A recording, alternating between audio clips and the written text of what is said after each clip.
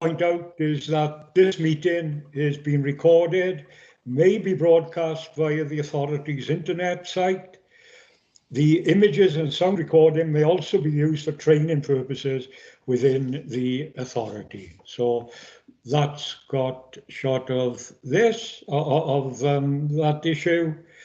I think we're ready then, just for me to remind everyone of some of the protocols during this meeting. Most of us now know that we will be muted, and if you want to speak and you're asked to speak, you unmute yourself, speak, and then mute yourself again when you finish. If you have a question, we all know, press the virtual hand on the screen and I'll invite you to speak one person at a time. Please do not begin speaking until I invite you in. If you have comments to make, you should only raise the symbol of a hand when the chair, myself, asks for comments, and again, you'll be invited to speak one person at a time. If for any reason a member is caused to leave the meeting, then they must indicate this before leaving. Please raise your hand or send a message via the chat line. So it's now 4:02. Can I please ask all officers and guests to turn off their cameras? You should turn on your camera and microphone when you speak, but please turn them back off again afterwards. Could I please ask Democratic Services to mute everyone and begin the recording? So we're on to the agenda. And before we go into item 1, I'd like to welcome to this meeting, which in fact is his first meeting as the new QOP, Mr. Francis Whitefoot. Okay. So Francis had been in the pre-meeting, so he knew I was going to raise this, and he's got some of the agenda items that we are going to deal with this afternoon. The next item is apologies for absence. I believe we're all here, Chair. Right, okay. And then declaration of interest. Declaration of interests.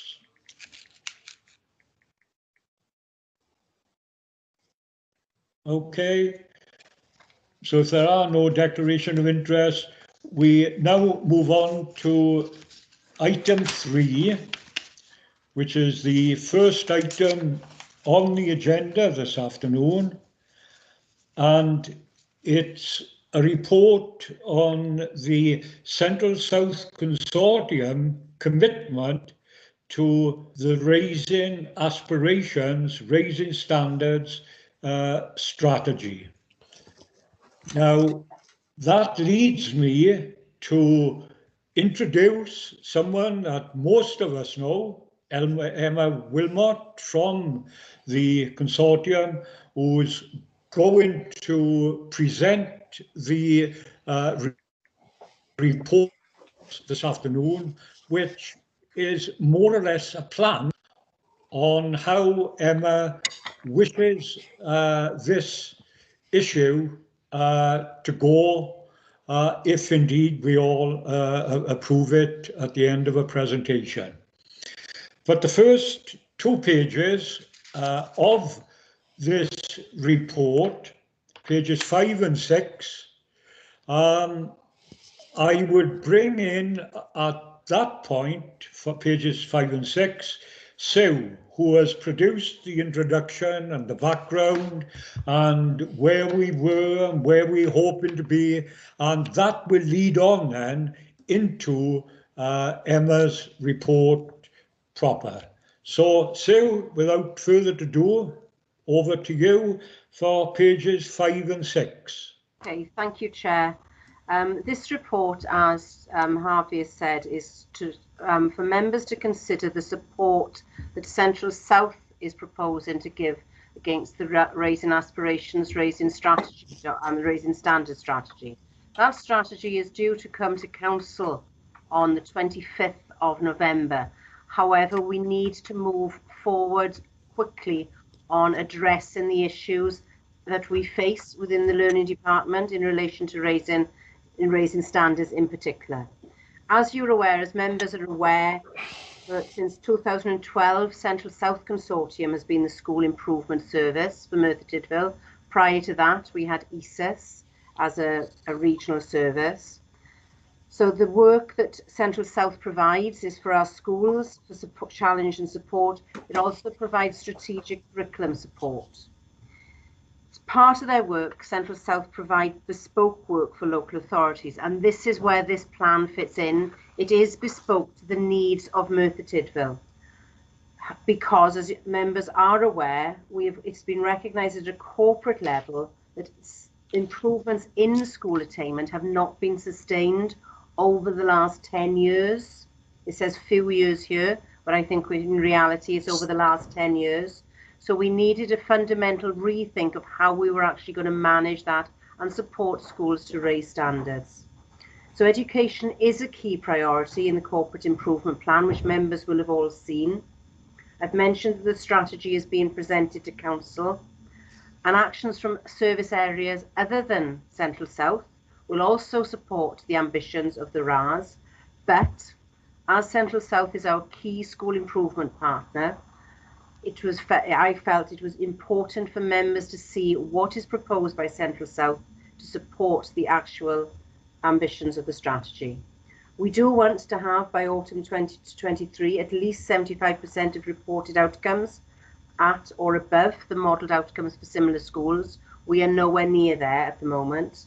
We want leadership in all our schools to be at least good, evaluated as at least good, and teaching and learning to be externally evaluated to be at least good. So what we're looking for is that school leaders to be engaged with the support. They have been engaged with us up until now.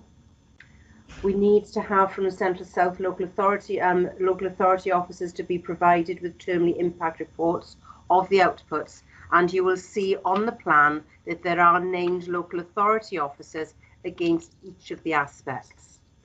And we also will provide an overview of support from all service areas to share with schools and yourselves.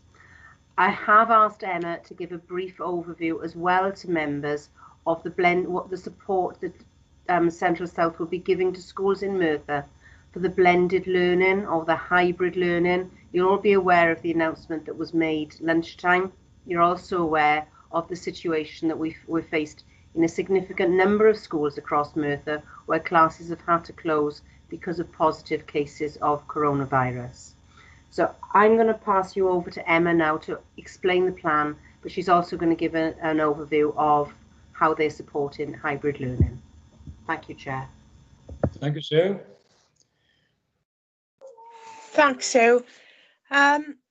As Sue has said, obviously Central South see themselves as a key partner in the local authority raising aspirations, raising standards strategy, and we very much see it as a collaboration. So we've put together this plan, which is the Central South's contribution to supporting the overall RAS strategy. We believe, and I'm sure you've seen it if you've read the documents, that we believe that it first and foremost it supports curriculum for Wales, because as you are fully aware, that agenda is moving on at a pace that hasn't stopped because of COVID. So we need our schools to be fully prepared for the new curriculum. We also believe that it provides a platform. This plan provides a platform for schools to work together and collaborate, because we very much believe that we have got some excellent practice in Merthyr schools.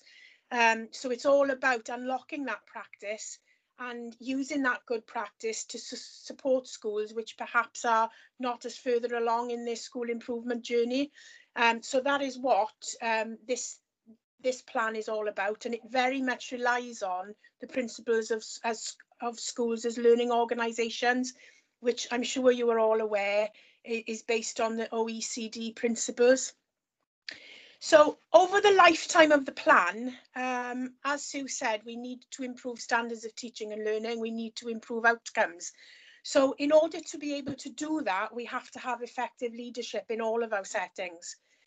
So over the lifetime of the plan, it aims to improve leadership at all levels so that leaders are empowered to manage and robustly manage change effectively, because as you are fully aware, the rate of change that our school leaders are experiencing, particularly currently, is absolutely phenomenal. So we really need to be able to empower our leaders to manage that change effectively and robustly.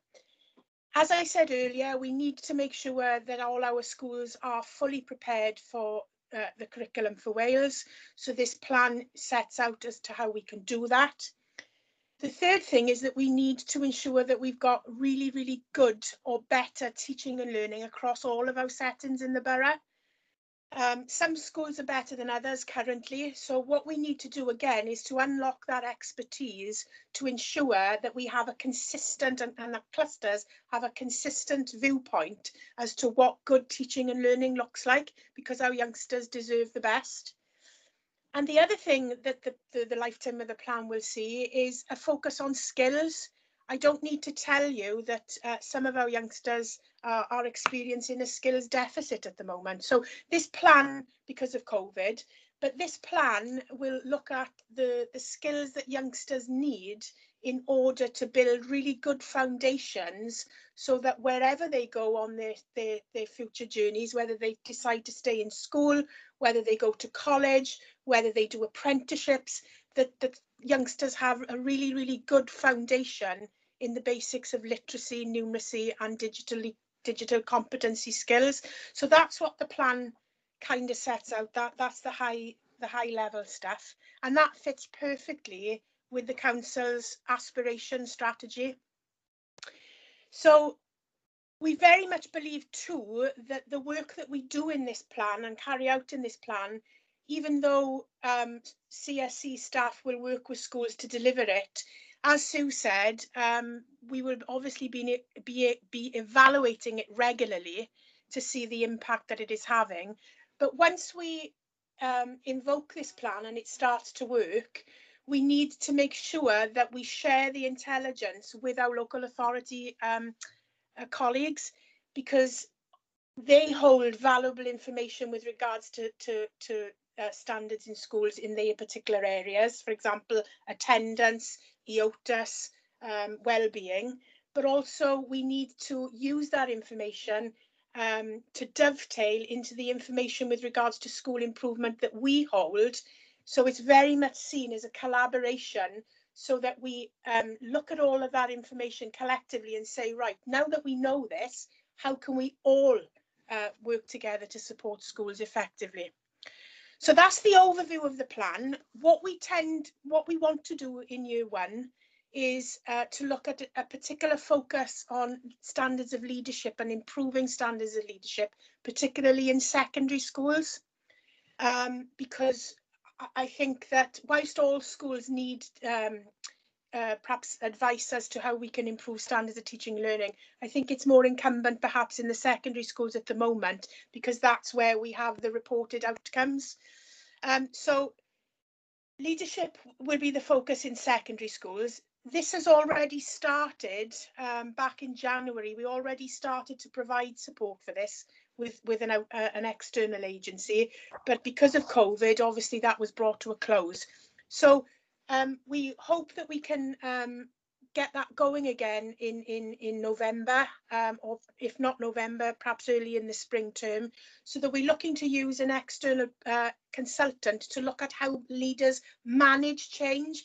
It's not so much looking at academic leadership, it's looking at how leaders actually manage the change in their schools. So that's the focus there with regards to leadership in secondary schools.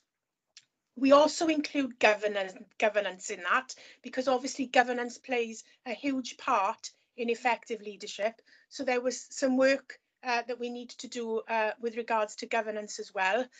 And the consortium, in working with Sue, has managed to engage the services of, again, an external provider, which will do some work with regards to the governance improvement groups, the GIGs, across the authority. And again, that hasn't been done before across the consortium, so that's very much an exciting piece of work. We're going to look at curriculum reform, and we're going to very much base this on a cluster approach to ensure that all clusters have a common understanding of what they need to do in order to fully roll out the demands of the new curriculum, and they have a common understanding of those systems and processes. The third thing, again, based on a cluster approach, is to look at standards of teaching and learning. And the consortium has produced a paper which is called the Excellence and Equity Strategy, which forms part of this plan.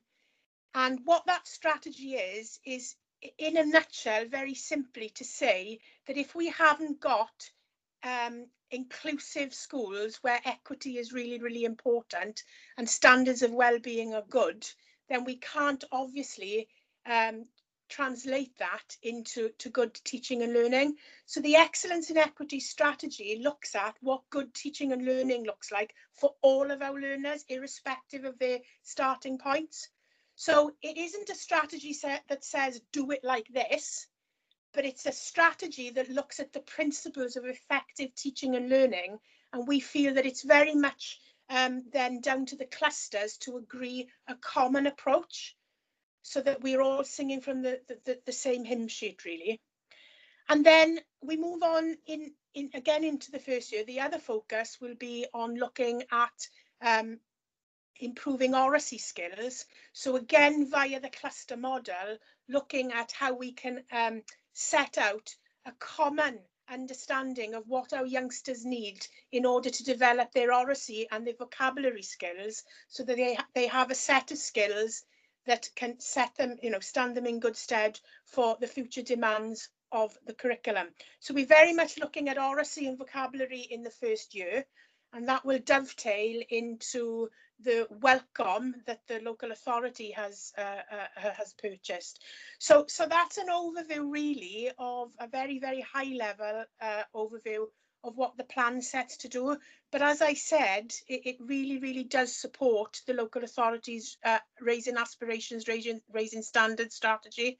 And obviously, we look forward to working with schools and LA officers to make this a success. Is there anything else you want me to add, Sue? No, I think it's no, Emma. I think it's over to members for questions. Any questions from members? Questions first. Any questions?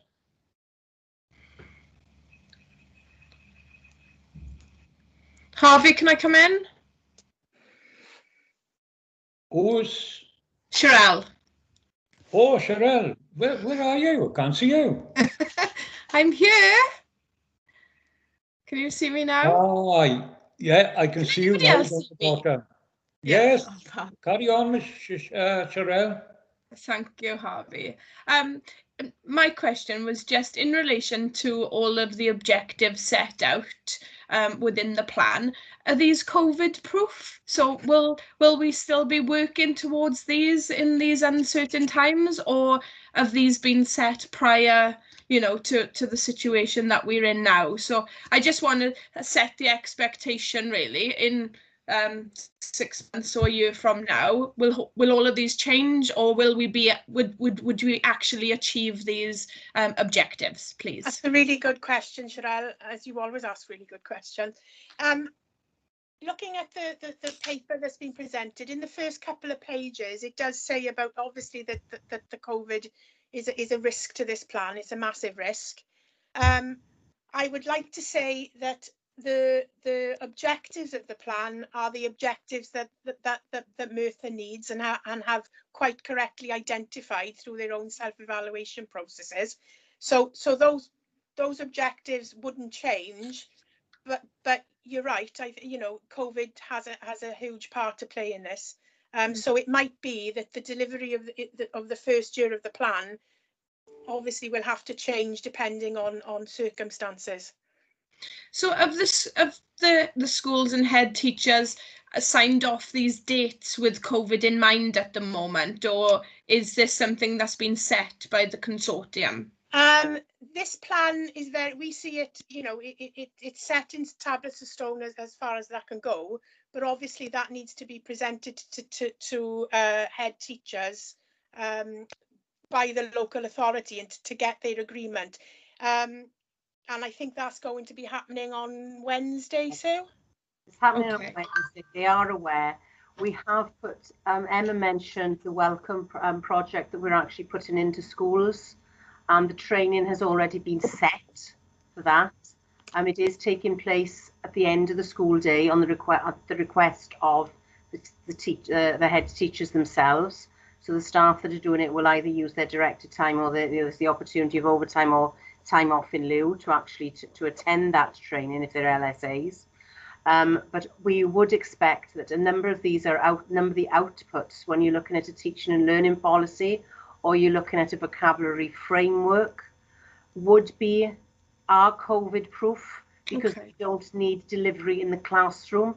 So we might be coming back to say, well, actually, you know what? We've got a vocabulary framework in place now. We'll pilot that next year. We've got a teaching and learning policy in place. We want to see this embedded next year. So as much as possible, we've tried to make it COVID proof. The situation changes daily, doesn't it? Absolutely. Yeah, I appreciate that. But I just wanted to know how realistic it was with consultations with teachers to say, oh, we got all this to contend with. We're not going to hit that. So that was just the point of it, really. I just got one more question, please, Harvey. And Sue, that's around the welcomes that you were referring to. Can you just tell us a little bit more about how that's going to be rolled into schools and what years, please? I'm hoping Chris is on the call and may be able to give a little bit more detail on that. As you know, we've had it in the authority for a number of years in early years. Yes. There's a new programme now that goes to year 6 in primary schools. Right, but okay. Chris, can you give a few more details? Sorry to put you on the spot. No, it's okay. It's not a problem. Yeah, as you'll be aware, it's been rolled out in Flying Start for some time. So we're using some of the expertise that's been gained in Flying Start in order to train up and teach the schools how to use the Welcome programme within the reception and the nursery, and then looking at the rollout of the new primary age group as well, so that we'll have a continuum right through from Flying Start throughout the primary schools. That is also linked with the Welcome Wizard, it's called, which allows a greater computerization of the assessments of the children's skills and to identify exactly where their deficits are in order to actually then implement the activities with the school groups in order to address those deficits. I think where the element as well comes into that is the Voice 21 strategy that will run across primary and secondary. The Welcome is an assessment tool. It tells you where the deficits are, and it tells you if those children have made up. The Voice 21 is then how you put all of that into practice in terms of the implementation of the activities in the classroom and how it can meet those deficits. So those two strategies will dovetail together in order that we don't unnecessarily bring children out for separate one-to-one interventions. Giving the teachers the power to know who their children are that are behind in their Rsc skills and their speech and language skills, what types of interventions that will address those, and then how to put that into place through the V21 strategy. But we're really using the skills that have been brought through from Flying Start, and that will dovetail both of those services and the primary together in a much tighter way over the coming year as well. And that whole concept paper is out with the heads in terms of that that approach. And as Sue said, the training then will be done after schools, and the training's all going to be done online. So again, that's COVID proof in that. And then we'll be looking to do a baseline assessment on all children, basically, in the primary in the primary schools, and getting that consistency, hopefully, between the assessments that may be in schools and the assessments that come from early years. Because we know there's always been some discussions about the robust reliability of assessments. So we hope to iron that out as well, alongside having all of that information through the transition planning. Fab. So the welcome assessments then will be undertaken yearly up to year 6, is that right? Yeah, I think there's a discussion to go on, and there's a discussion as to whether to do them yearly, but also for those children who then get red flagged, how often should that be done for those particular children? Because if they have got such skills deficit, we need to ensure that obviously we don't wait a year to find out, well, did they make it up or didn't they? Absolutely. But that's another bit of the discussion that needs to be going on now with the sharing of the concept plan that's gone out. Excellent. That sounds really, really good, and I'm certainly welcome that for the County Borough of Merthyr, because we've had persistent issues with speech, language and communication right from the outset and in the foundation phases. So this does look like, you know, a good positive model of early intervention and prevention. So thanks for that update. That's really useful. No problem. I think the one thing we'd all would agree on it across us is this is about getting it right for the long term as well. Absolutely. Yeah, definitely. Fab, thank you. That's my questions, Chair. Okay, thank you. Any other questions? If not, I've got one or two questions here. Basically, I think they involve Emma rather than Sue, but I don't mind who attempts to answer my questions. On page 10 of the report, Emma, halfway down, it talks about the plan may have to change, etc., because of the uncertainty with that we are facing, the COVID, etc. But we also need to be mindful, that's what it says, that all timescales in the plan are provisional until the plan is shared with head teachers by the local authority. Now, has this plan been shared to date with the head teachers of the local authority? I ask that question because on page 20 of the report, where it goes into timeframes now, the first one in there talks about stakeholder buy-in, and it says agree all timescales with head teachers for all elements of the plan by October half-term 2020. So I think that is giving me what I consider to be the answer to the question that's posed by page number 10. Has the plan been shared with the head teachers? The plan was shared with the head teachers last Wednesday, so it's been left with them as a general overview. There is a further meeting this Wednesday, it is, Emma, I think. So, yeah. Emma, where we will go through it in more detail. So yes, they've seen the plan, they've seen the overview, they've had that higher level planned. They've taken it away. They've taken away the concept paper that Chris mentioned, and then they're coming back on this Wednesday to sign it off. Right. Thank you for that, Sue.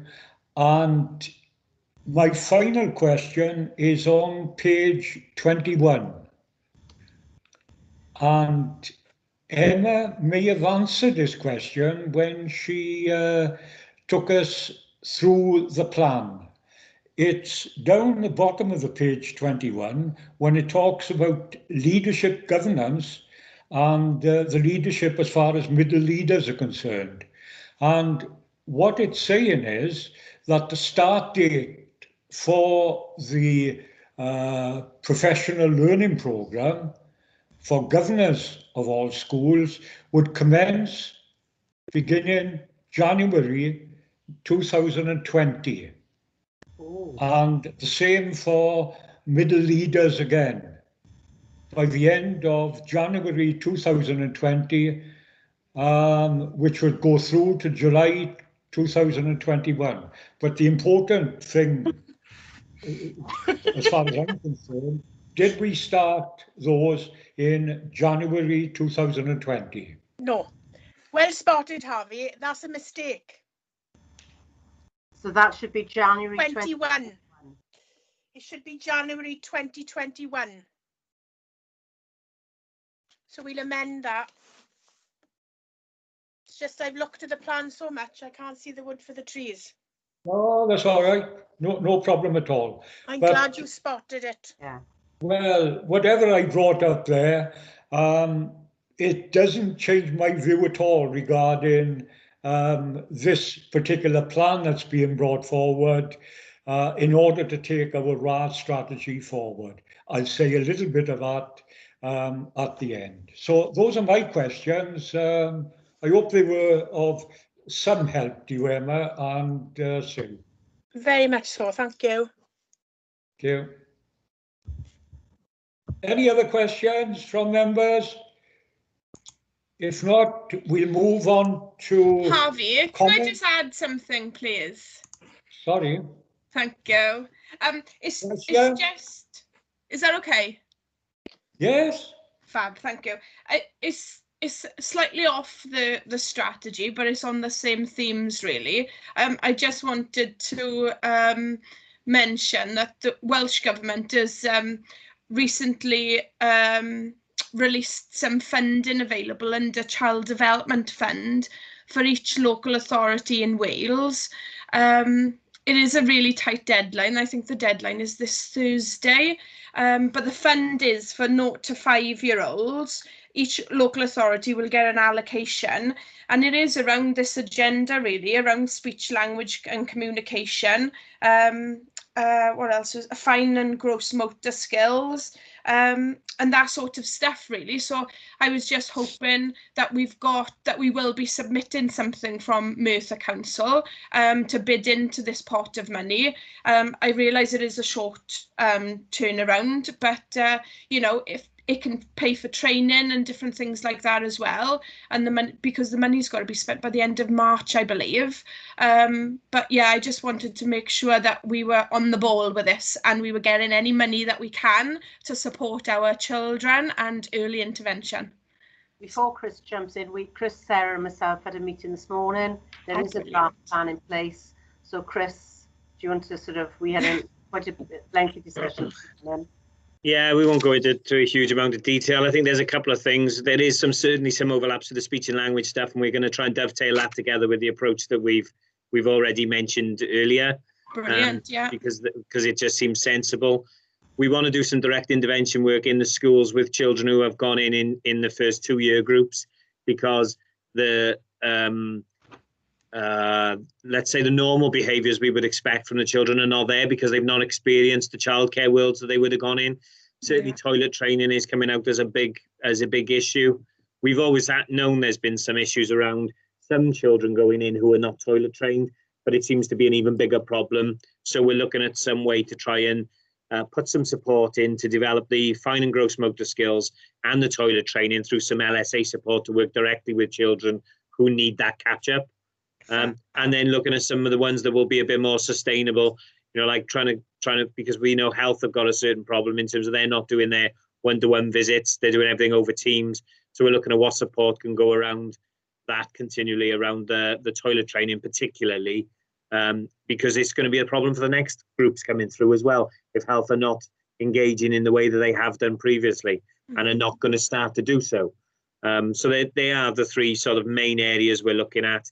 But yes, there definitely will be a bid going in, I guarantee it. Excellent. That's when there's money available, we've got to take it, haven't we? So absolutely. Thanks for that reassurance. Thanks, Harvey. Any other observations? So do you want me to say something about blended learning? Carry on, Emma. Yes, please. Okay.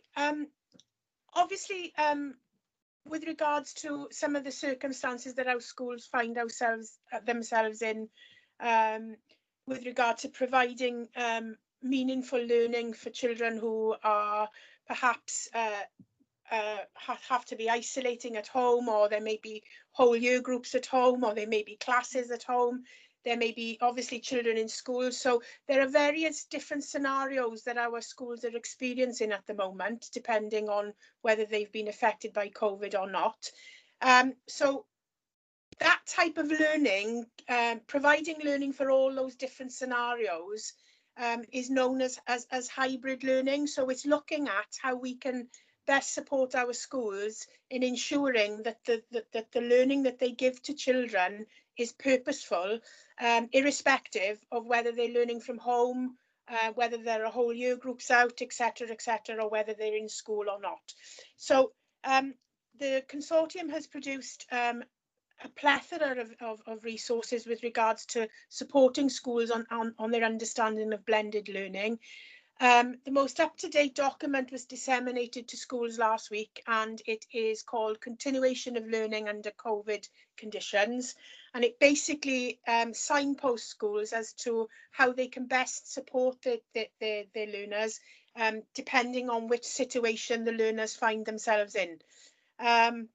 So as I'm sure you are aware, there's no magic bullet with regards to blended learning. It is very much a new thing that we are very much trying to support schools as best we can in, but the situation changes daily. But it's about supporting schools on their journey, because before lockdown, nobody had ever heard of blended learning.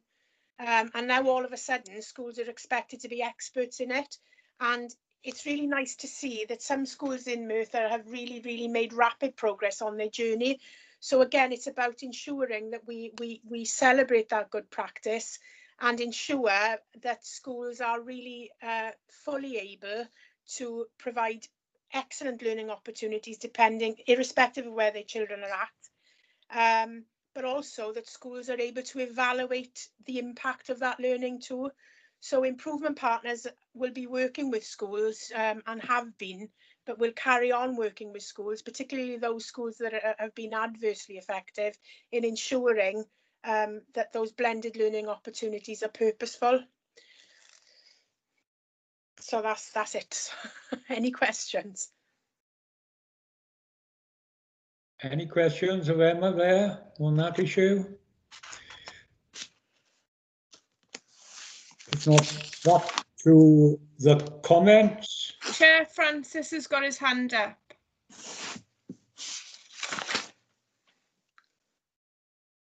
Any comments? Well, can I just...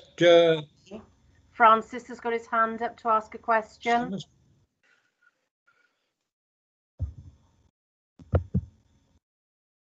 Yes, Francis. Yeah, it's just on about the evaluation of the blended learning. Have we got any sort of idea how we're going to approach that? Or is it going to be teacher-led, or are we, you know what I mean? Is there any sort of pathway to this evaluation? Do we know of? Is it just too early for that? I would say that obviously we're working towards that. I mean, the way that we evaluate usually the way we evaluate things is by looking firsthand at standards, looking at books, speaking to children. So obviously wherever that is still possible, then that's what we would advocate. But also it's about, I think, getting schools together to collaborate as to how they can best evaluate the learning themselves. So for example, Francis, we've got a deputy heads teacher group from the secondary schools where we're actually looking at the quality of blended and hybrid learning being produced, the resources that are produced. But I think the next step for that is supporting them in because they will have to evaluate it. And as I say, because it's a new phenomenon, you know, we have to support the schools to do that. So I think it's very much about using the expertise of schools and actually gathering their ideas and producing a framework for evaluation that is very much generated from the needs of our schools. And we're hoping and I need to speak to Sue about this, but we're hoping to do a similar thing for our primaries, so that they have the tools to evaluate, you know, the quality of their blended learning, supported by their improvement partners.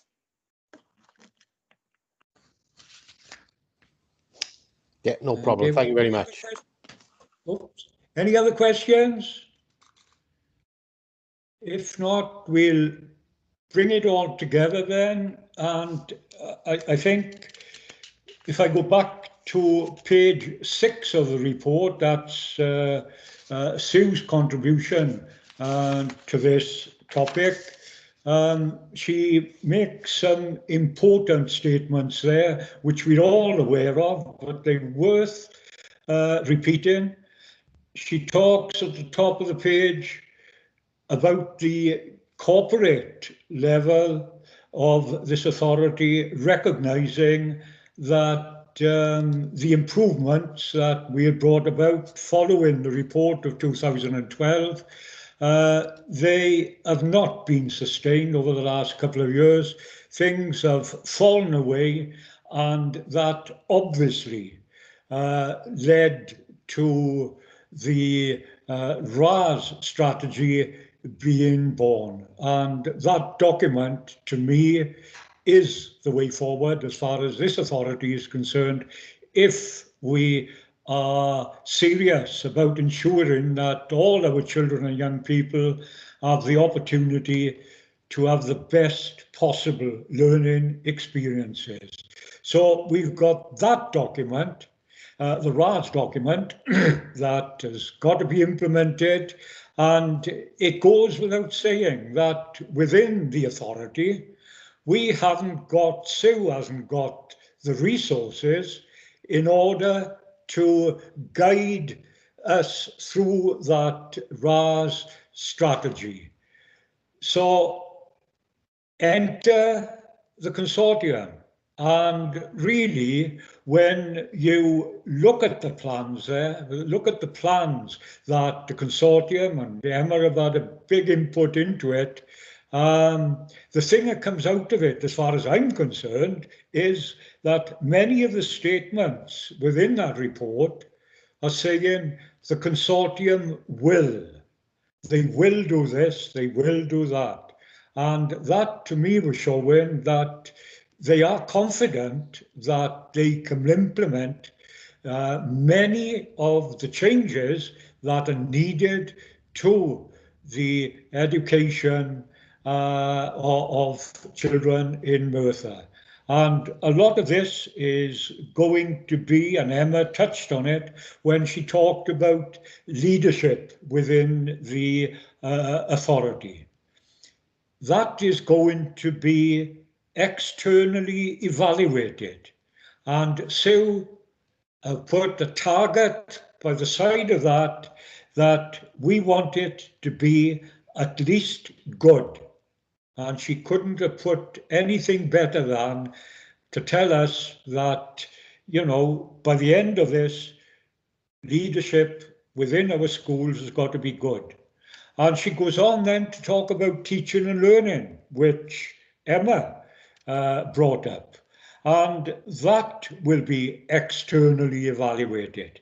And Sue is saying at the end of this plan that we expect it to be at least good.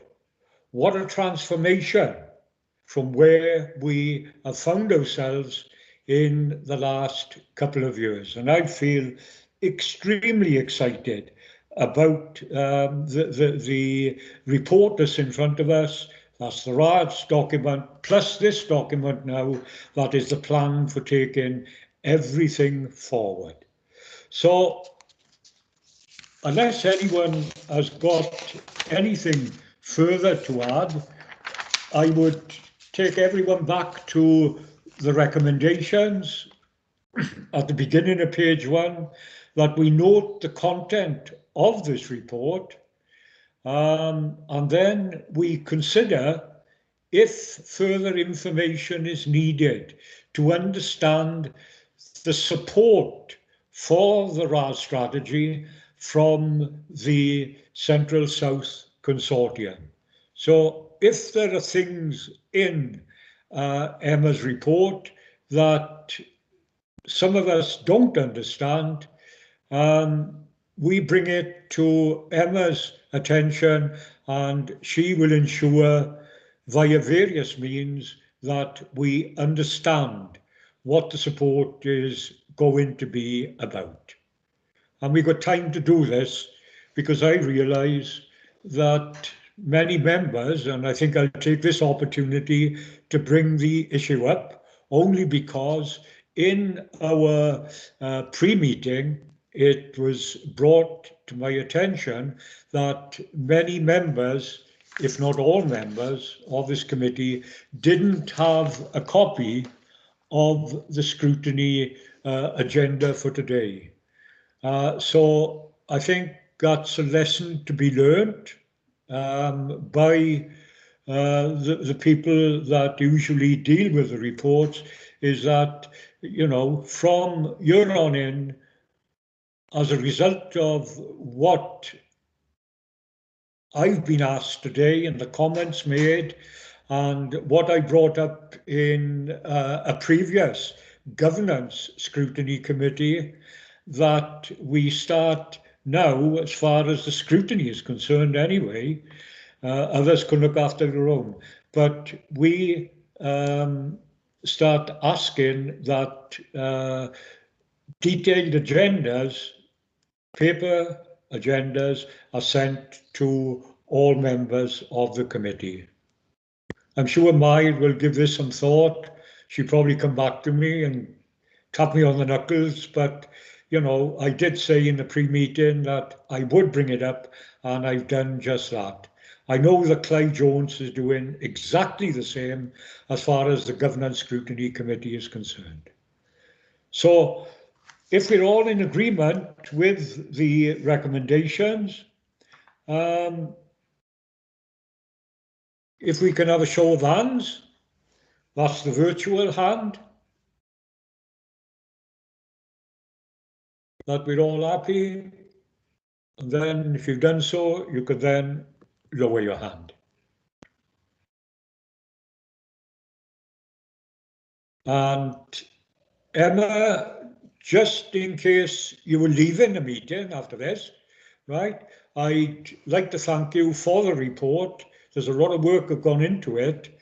And I'd like to thank you also for your presentation this afternoon, which, you know, concentrated on the main issues, and also leaving it open that if members didn't understand some of the issues regarding what you intend, to bring it to Sue's attention, the members can, or my attention, and then we can bring them back to you. And it may mean that, you know, somewhere along the line, we have an informal workshop. Okay? Well, thank you very much, Emma. Thank you. So without further ado, we move on to the next item on the agenda, which is a report brought forward by Sue on corporate self-evaluation, key question 2. If you recall, we get, I think it's 3 questions per year. A lot of work goes into it, and it's up to Sue now to take us through pages 25 to 66.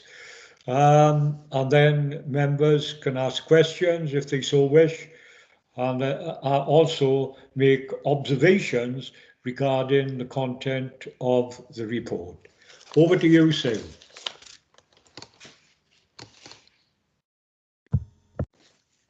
Thank you, Chair.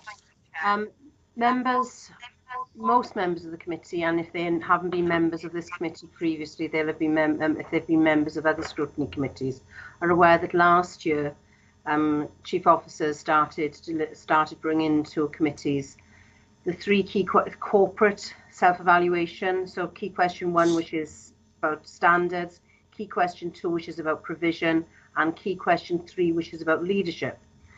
Members of Learning Scrutiny have had self-evaluation for a number of years. As part of the inspectorate process with ESTIN, we have to provide a self-evaluation report. So we've adapted our processes for self-evaluation to ensure that they meet both the self-evaluation expectations for ESTIN and for the corporate process.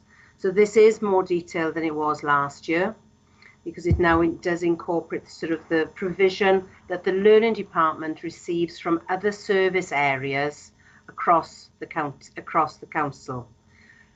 There is an extra, if you are members of another scrutiny, there is an extra part to key question 2, which is in the learning department, which is 2.4, because that meets the needs of ESTIN. So it's trying to ensure that the learning department are not doing 2 self-evaluation activities. All their activities can be met through one process. So where we are now, we have judged the overall judgment for key question 2. This is overall as adequate. There are 3 aspects that are part of every corporate head of service, which is how well does the service engage with corporate support services to help improve service provision and delivery. We've judged that as adequate. How well does the service understand and take advantage of opportunities for collaboration and partnership working? Again, adequate. How well does the service understand and use the sustainable development principle? Adequate. And the example that we've used for that is actually how we're moving forward on the RAS strategy. Then key question 2.4, which is the school improvement element, the specific one to the learning department. The support for school improvement. Last year we judged it adequate, and in this meeting we did change it to unsatisfactory because of the links to standards. So it remains unsatisfactory because our standards still need improving. Our support for vulnerable learners, adequate, and other education service support services, adequate. That gives us an overall judgment, though, of adequate. We do receive good support from accountancy and from the legal department in the very few tribunals that arise from the statement in processes. All schools have support from improvement partners. We've got good support to improve standards of Welsh across all schools. We've got established ALN, additional learning needs forums, which actually have moving very rapidly towards the expectations of the new ALN Net Act. There was a whole day's training the week before last with the ALN codes, which went very well. We have a good variety of support from our education psychologists and other schools' support in relation to additional learning needs. And we've got good systems for identifying and supporting children at danger of NEET. Good support for our vulnerable groups such as Gypsy Travellers and children with English as an additional language, and in particular those groups of learners had very good support during the COVID situation and have returned, most of them have returned to school ready to learn. And we also have improved relationships with the college. Lisa Thomas is part of our education partnership panel. She also attends corporate panel. She's attended corporate panels. So we have got improving relations with the college. But we're not resting on our laurels, and you wouldn't expect us to with a judgment of adequate. There are a number of areas that need improvement, and we also need to reflect the impact of the work that all service areas have on school outcomes. This is where the RAS comes in to its own, that is not just a learning department strategy, it's a strategy for all service areas. We have shared the goals with head teachers and governors that we need to raise standards across all educational settings. We need to ensure that the services within the local authority provide that equality of opportunity for all children and young people, and we need to ensure funding for our schools is fair and equitable. And Anthony will be bringing a report at some point when we're talking about the new budget process for schools. Emma has already mentioned in 5.6 we've got the goals, how they will be addressed. We've talked about literacy, leadership, consistency in teaching and learning, and the work of governing bodies. What we need to do next is publish the strategy, improve the quality of leadership, improve the quality of teaching and learning, improve the well-being of other pupils. All children have been through an adverse childhood experience since March. We need to support their well-being to ensure that they are ready for learning, and so we can close the deficit gaps very rapidly. We need to work closer with children's services to improve the outcomes for children looked after, and we need to develop a more effective and coordinated use of Capital One across the department, including inclusion, ALN, and there's a number of service areas that need to use that. I'm not intending to go through the plan in the appendix in detail. If there are any questions that any members wish to raise on the appendix or on the report, we've got Chris, Anthony, Emma and myself, who all had been part and parcel of pulling that together, and will be able to answer your questions. Thank you, Sue. Questions from members? Any questions?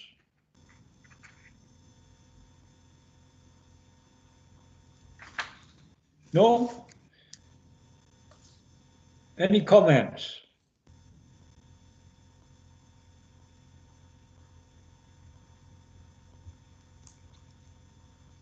I No can't keep comment. quiet listening to my Harvey. Am I okay to come in, Harvey? Yes, good gosh, yes. Thank you. Yeah, you know, it is what it is, really, isn't it? You know, we've there have been lots of improvements. We can see the work that's been done. However, you know, where we are now, being assessed as adequate, I just think that's a fair judgment of where we are at this current point, really. It's not where we want to be. And like Sue said earlier, you know, the improvements have not been sustained over the last decade now. You know, this is serious stuff, you know, for our children and young people moving through our education system. But we are where we are, and we've got to just keep on pushing forward and trying to achieve the best that we can possibly achieve. And hopefully this time next year, we'll have no unsatisfactory sections on the report and be working towards, you know, the good and making that adequate come up to good as well. So I think it's a true judgment. There's no wool being pulled over anybody's eyes. It is what it is. There's lots of hard work that needs to be done to get our schools up to a standard where the children and young people can have the education that they need. And we've just got to keep progressing with it, really. That's my comment, Harvey. Yeah, thank you for that, Sherelle. Anyone else? If not, I can only echo what Sherelle has just advised you of, because in Sue's report, in fairness to her, she hasn't hidden anything, and she's come out and not only said adequate 3 times, she's come out and school improvement unsatisfactory. And that is, I think, when you read the adequates and unsatisfactory, those are the adjectives that switched me on to the item that we have just dealt with. That is taking the RAS document and the CSC implementing that, and Sue has actually mentioned it in paragraph 7 of the introduction to the report. She talks about improve the quality of teaching and learning, especially in our primary schools. What did we see with Emma? Exactly the same thing. So they're reading off the same hymn sheet. And then we've got improve the quality of leadership at all levels, including middle leaders, including the governors, through increased engagement through, she mentions then, Sue does, the Central South Consortium leadership programs. So what Emma was talking about, Sue has agreed that they are the things that want dealing with in a positive fashion. And in my view, the plan put forward by the consortium is a positive way forward for our children within Merthyr Tydfil. So I'd like to thank you, Sue, for this document, being so open about it, not trying to hide. It's all there, adequate, but even an unsatisfactory comes into it, and to me, it's a good position to be in to start on this journey that Sue, together with Emma, are going to take us on in the future. So thank you very much both. And I don't know whether other members have got comments to make. No? If not, we accept everything within the report, Sue. So I think to provide officers with feedback, yeah, I think it was an opportune time for this to come forward, for your report to come forward today, because to me it links in with the way forward then that Emma and yourself put forward. So, okay, if we're all happy with that, we then move on briefly to item 5, which is the forward work programme. And just to inform you that for the next meeting on the 30th of November, we are going to receive a report on healthy schools, the Healthy Schools programme, local authority update, with representatives from the Health Board to attend that meeting to discuss various factors which impact on schools' healthy work programmes. I suppose it's a very interesting topic to be dealing with on November the 30th. Okay, so are we all in agreement there? Yeah, yes. fine. So that's that. So then we move on to. Chair, can I Yes, certainly, come in Cheryl. on the work programme? Thank you. Just looking at the agenda for the forward work plan, maybe it would be an opportune time to add to the agenda for the 15th of March 2021 the Learning Department's response to COVID, because it will be a whole year then whilst we've been under this pandemic. And, you know, obviously, I'm sure everybody here shares the same concerns that the absence from school for many of our pupils is going to have a detrimental effect on their learning. And I think it would be a year in, it would be a good opportunity to really reflect on the year of the pandemic and see where we're at, and you know what needs to change or what needs to be updated to move forward, really. So I would propose adding that to our March 2021 work programme and the Learning Department's response to COVID-19. I would definitely support you on that, Cheryl. A very good suggestion. All members agree with that? Yeah?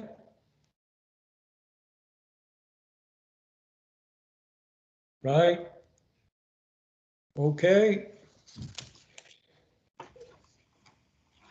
So, scrutiny referrals. Saeed, anything to say on that? No, nothing, Chair. Nothing. Sherelle, can I ask which one you're thinking about? Because the 15th of March has already got three, no, it's got two. The 15th of March, is it? Yes, yeah, it's only got two at the moment, the SER framework inspection area 1 and the Capita 1 system update. Okay, thanks. Is that okay? Yeah. Fab, thank you.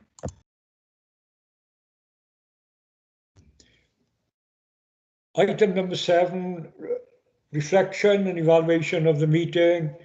Well, obviously the two items on the agenda were, in my view, two of the most important items that we are likely to discuss in the next 12 months. There won't be many that are going to be more important to us than the two items that we've been through this afternoon. And if we can, and I know we will, succeed in due course, certainly with item number 1, I mean, think of it as far as the children in Merthyr are concerned and young people, they are going to benefit tremendously from what we're about to embark on in the next couple of months. So other than that, I've got nothing else to say regarding how the meetings went today. And it's all there for people to read. It was sent out, in fairness. Democratic Services did send the report out, but it's on the screen for people to read rather than having a copy, hard copy in front of them. Any other business? I got no other business. So hopefully we will have finished in time for, oh, he may have gone. Councillor Carter, was he still there? No? He said he was leaving at 5 o'clock anyway. Chair, could I just Okay. interrupt, please? Francis Whitefoot would like to speak.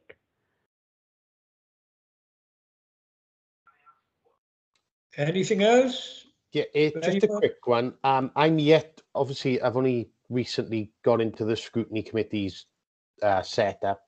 I'm yet to receive this report. Is it possible I can get a soft copy of this? A copy of today's meeting, is it? No, you know the report you were referencing off now? Yes, the name a escaping me. copy of what you're after, Francis, is a copy of today's agenda. Yes, Which there, again, I haven't got any paperwork at all. contains the two reports, and you are right. When I was referring to members getting it on their computers, it was because Democratic Services had sent it out to all members. It's not necessarily the same as far as you were concerned, because obviously, I don't know, Miles may know whether you received something on your computer, but what you're asking for now is a paper copy of what we dealt with today. But no, it's Yeah.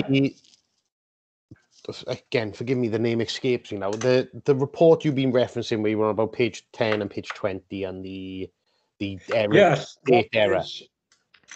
Sorry, Chair, Chair, again for interrupting. Report. Mr. Whitefoot, if you could contact Democratic Services, we will make sure that all future reports are sent to you electronically as well. That's great. Thank you very much. That's all we need is your email address. What about myself, Claire Brown? I haven't received a report either. Same thing, if you could contact Democratic Services, Okay. and we will add all your details on. I've previously had them through the GES app, but I've not received one this time. Through the... Right, okay. Like I say, if you can give us your details, we'll make sure any future Okay. meetings you have the papers. Thank you. Okay then, so anyone that wants to have a paper copy of the agenda from here on in, Maya just suggested getting in touch with Democratic Services and leave the rest to those then. Okay. Thank you very much then. Have a good evening. Thanks, everyone. Ta-ra. Thank you. Diolch yn fawr i chi. Doel fawr.